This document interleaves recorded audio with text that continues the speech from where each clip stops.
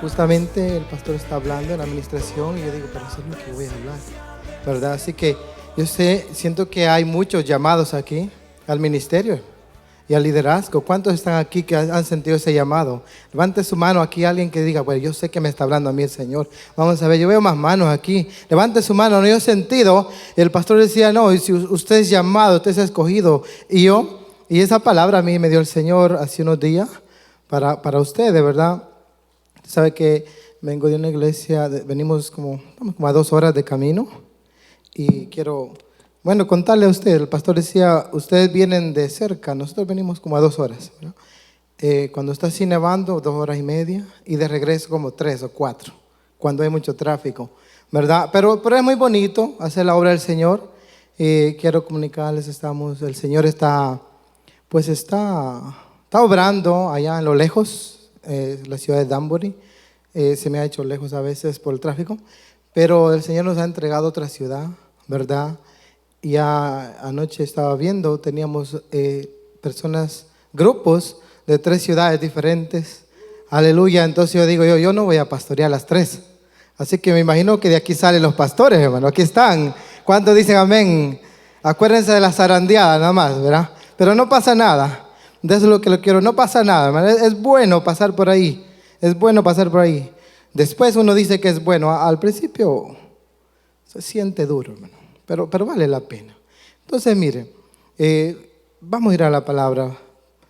Yo siento, sí, ese llamado. Y muchos están quizá pasando por ahí o en ese pensamiento. ¿Cuándo me toca a mí? O cuando me envían, o cuando me ponen, o cuando me dan una ciudad, un pueblo, o me mandan a abrir una célula. Yo creo que llegó el tiempo. Este es el tiempo.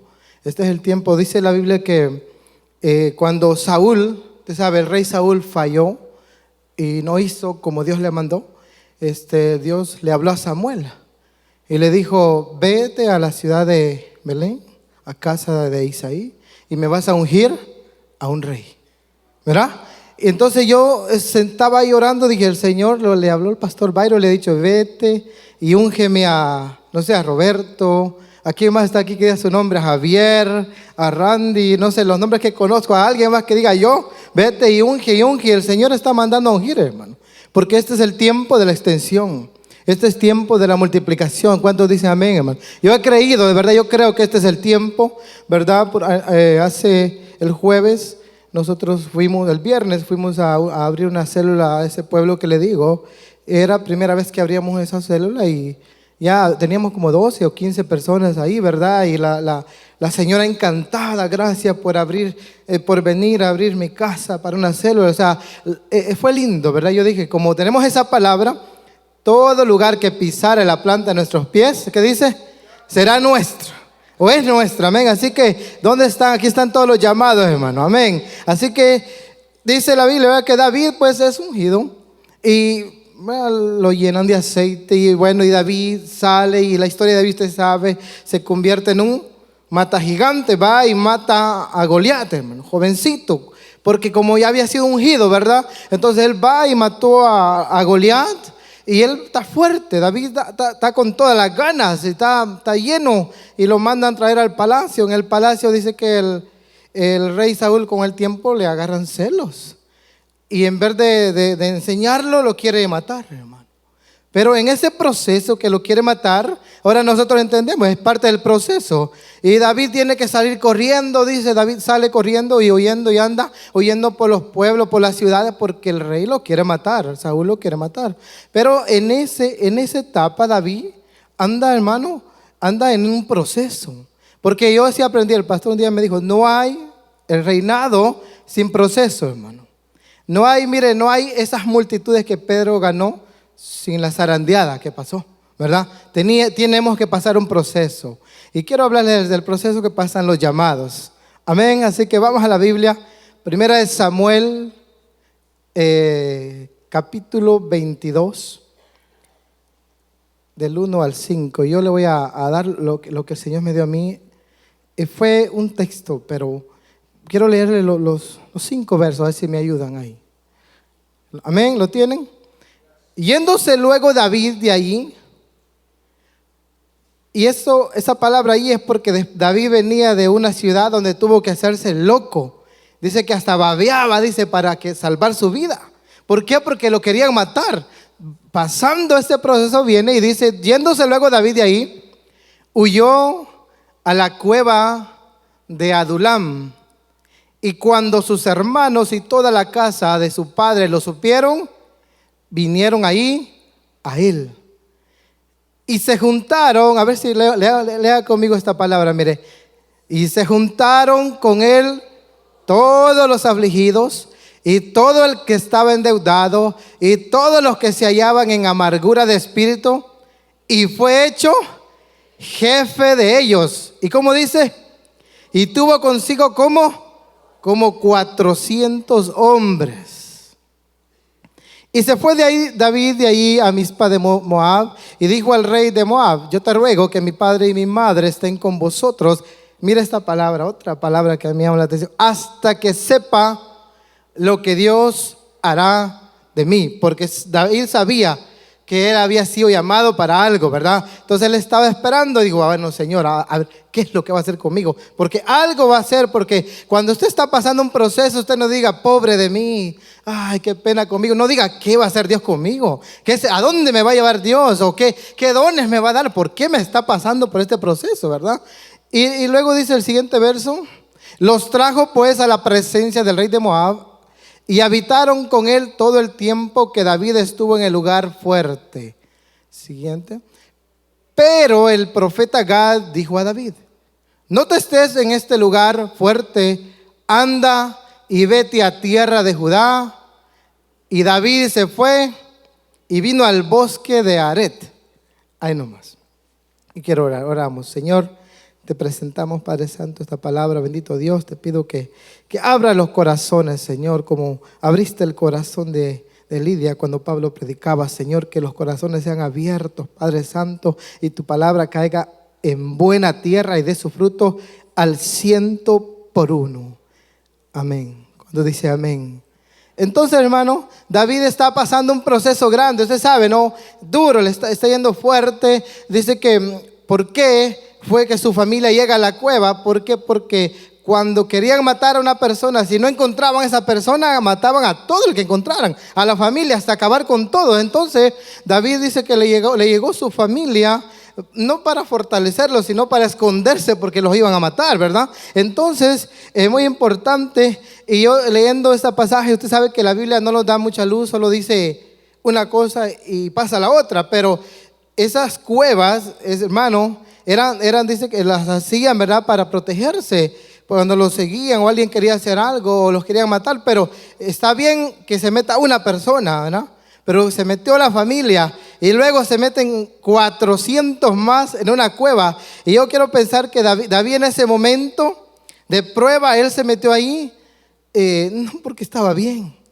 Estaba siendo procesado duramente, estaba pasando tremenda prueba, tremendo proceso, y él anda huyendo a donde sea que él pueda para defenderse. ¿Por qué? Porque lo quieren matar, ¿verdad? Así es el diablo, hermano. Cuando el pastor lo dijo, ¿verdad? Cuando usted tiene un propósito, cuando usted tiene un llamado, el diablo siempre va a querer matarlo. Siempre va a andar detrás de usted, y usted por eso es que siente esos bajones, y hoy no tengo ganas, y que duro, y la nieve, y hoy no puedo, y muy duro, mucho cuesta. Siempre va a pasar eso, porque sabe el diablo que usted tiene un llamado. Y yo siempre he entendido, desde que vine a la iglesia, que el ministerio Betel, lo decía el pastor primero que predicó también, ¿verdad?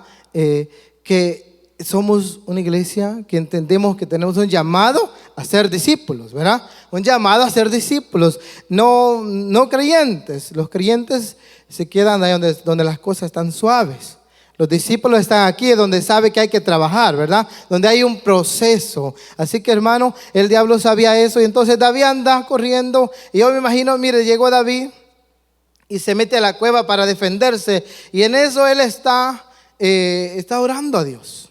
Y el salmo, en uno de los salmos, que es el Salmo 142, dice una oración que está David haciendo en ese momento, en el versículo 6. Solo quiero leer el 6, aunque todo el salmo él está hablando con Dios y en esa prueba, ¿verdad? Y dice, mire, escucha mi clamor, porque estoy, como dice, muy afligido. Este es David orando, dicen los estudiosos, que es uno de los salmos que escribe adentro de la cueva, ¿verdad?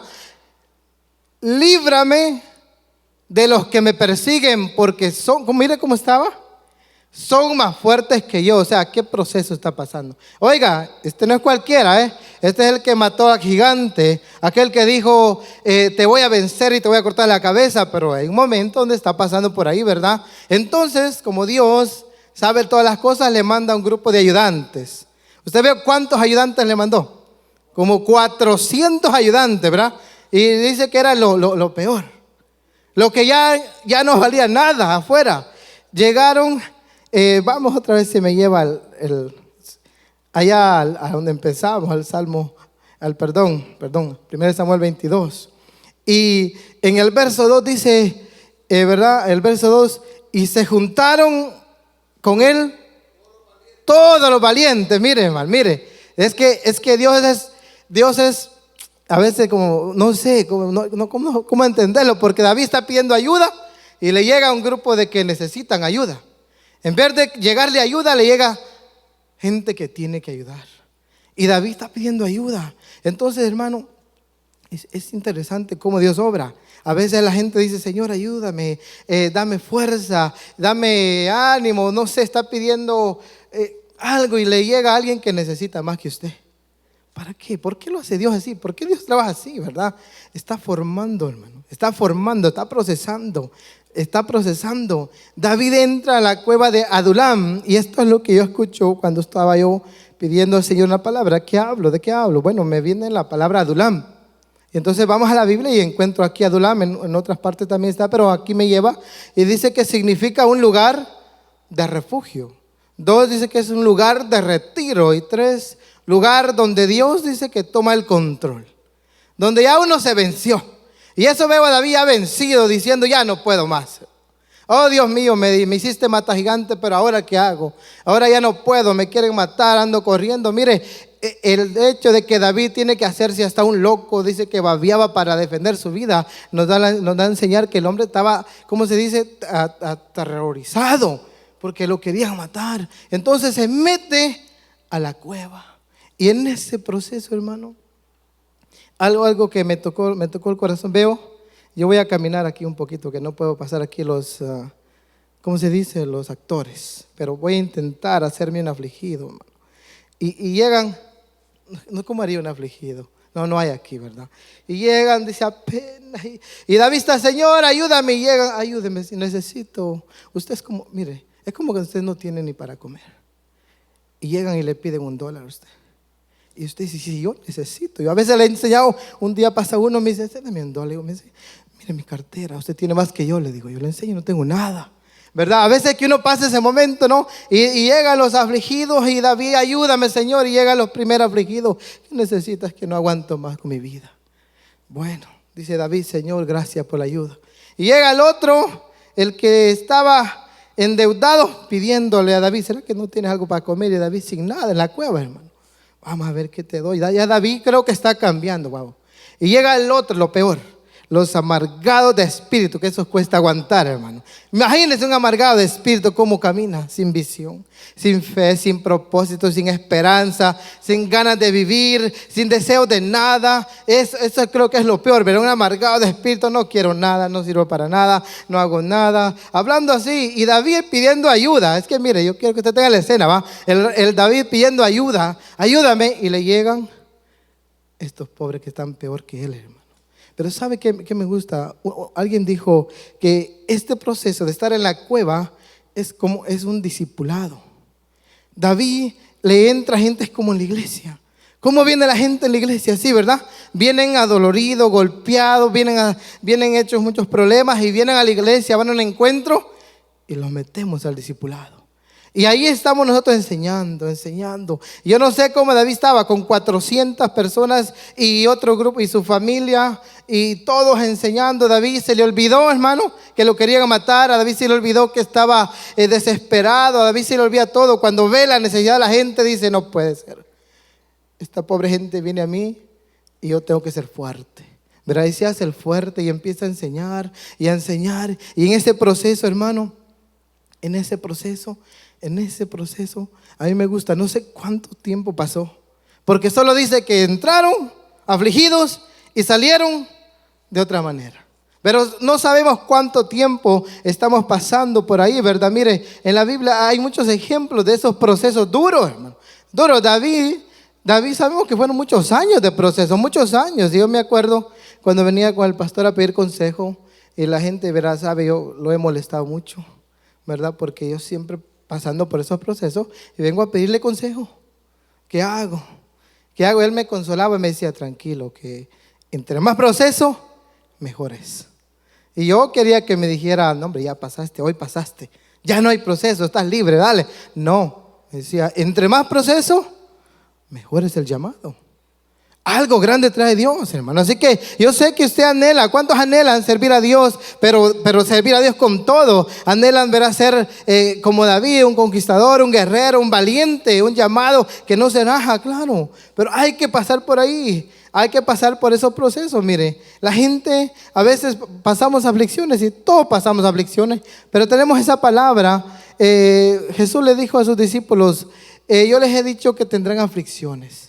Pero confíen, en medio de la aflicción Él le da una palabra. Yo he vencido al mundo, ¿verdad? Hablando de Jesús. Entonces, el pastor dio mi ejemplo que yo tenía acá, ¿verdad? De cómo le dice Jesús a Pedro, ¿has sido llamado o ha pedido para ser zarandeado?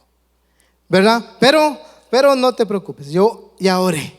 Entonces esa palabra la tomamos para nosotros. El Señor, hermano, si usted está pasando una zarandeada, está pasando un proceso, tenga seguro que Jesús está orando por usted. Él está diciendo que aguante, como diga su nombre, que aguante, Señor, que aguante Julano, que aguante, Padre, que ya pasa el proceso, que ya va a pasar. Y está el Señor orando por usted, pidiendo para que tenga fe. Aguante la fe, hermano, aguante, porque ya pronto va a pasar. Mire, entonces vemos a Pedro siendo zarandeado y mire, y dice que ha negado al Señor porque tuvo miedo. El apóstol Pedro tuvo miedo de que lo mataran, viendo cómo estaban agarrando a Jesús. Él tiene miedo, ¿verdad? Y después vemos que pasa el proceso de Pedro, pero es zarandeado y llora amargamente, se arrepiente, se va a pescar nuevamente. Jesús regresa, lo llama, le encomienda la misión y lo manda a predicar. Y después de todo eso vemos que Pedro, hermano, se pone a predicar y se gana, dice, 3,000 almas para Cristo.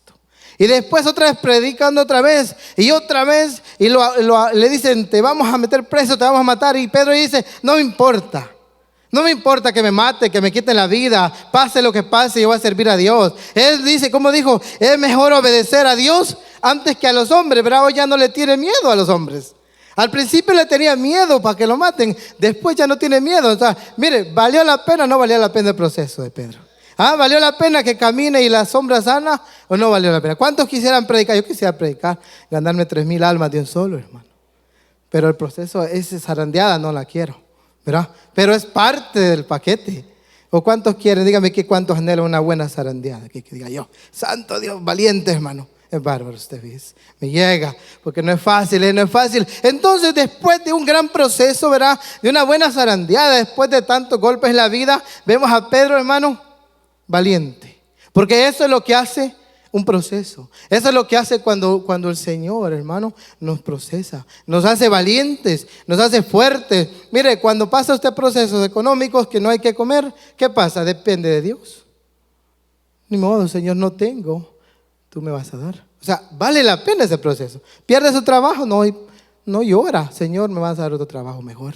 ¿Verdad? Problemas familiares, hermano, lo que venga. Señor, pongo a mi familia en tus manos, mis hijos, yo no puedo hacer nada. En esos procesos, ¿qué hace uno? Depende de Dios. Depende de Dios, ¿verdad? Ya no depende del trabajo, ni del dinero, ni de los jefes, ni de nadie. Depende de Dios porque ha pasado ese proceso o está pasando ese proceso. No sé si hay alguien aquí pasando por ahí. Santo Dios, solo dos. Entonces por usted le traigo esta palabra. Yo creo que todos pasamos por ahí, hermano. Mira el que está al lado suyo, le ve la cara de proceso, ¿no? O de zarandeada. ¿No? Sí. Yo no sé, ¿verdad? Yo no sé cómo me veo la mía. Bien, ya me vi. También estoy pasando por ahí. ¿Verdad? Gloria a Dios, hermano. Gloria a Dios. Vale la pena. Hoy ya no tenemos miedo, ¿verdad? ¿Por qué?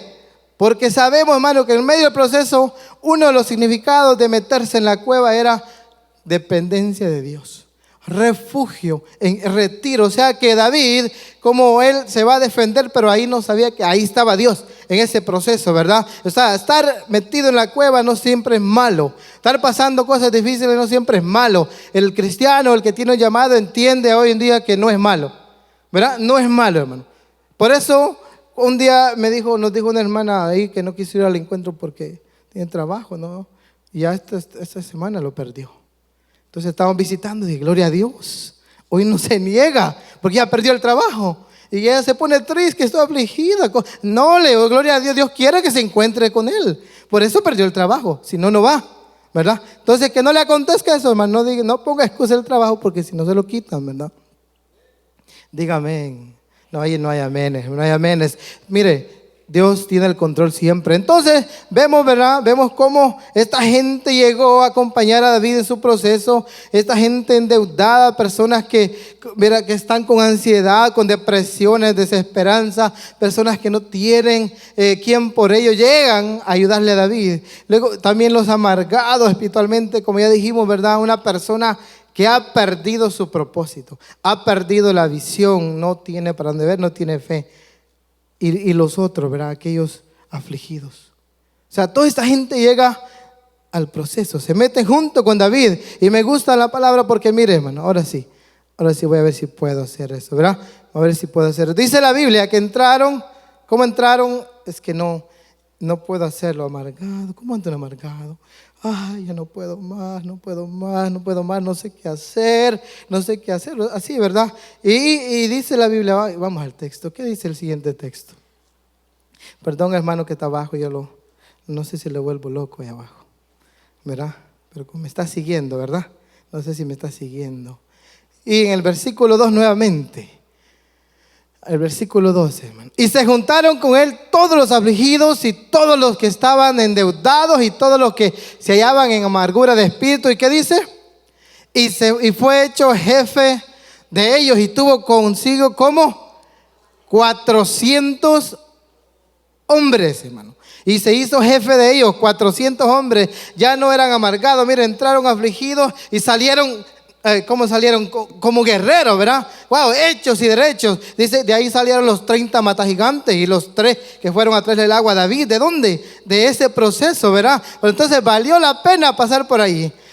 Vinieron sin esperanza, sin fe, sin propósito y salieron como un ejército. Salieron valientes, salieron fuertes, salieron matagigantes.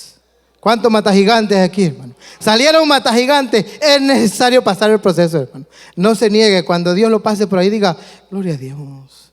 Amén, hermano. Que sea que duela por dentro. Estoy bendecido.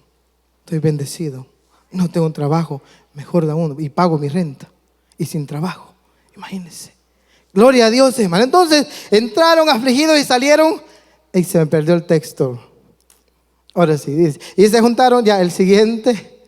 Yo no soy bueno para actuar, pero es que eso yo lo siento en mi espíritu, cómo entraron y cómo salieron. Y se fue David de ahí a Mizpa de Moab y dijo al rey de Moab, yo te ruego que mi padre y mi madre estén con vosotros hasta que sepa lo que Dios hará de mí. Saca a su familia de la cueva y luego siguiente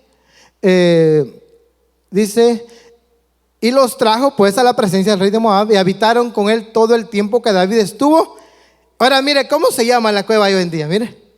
¿Cómo se llama? Esa es la misma cueva. El lugar fuerte.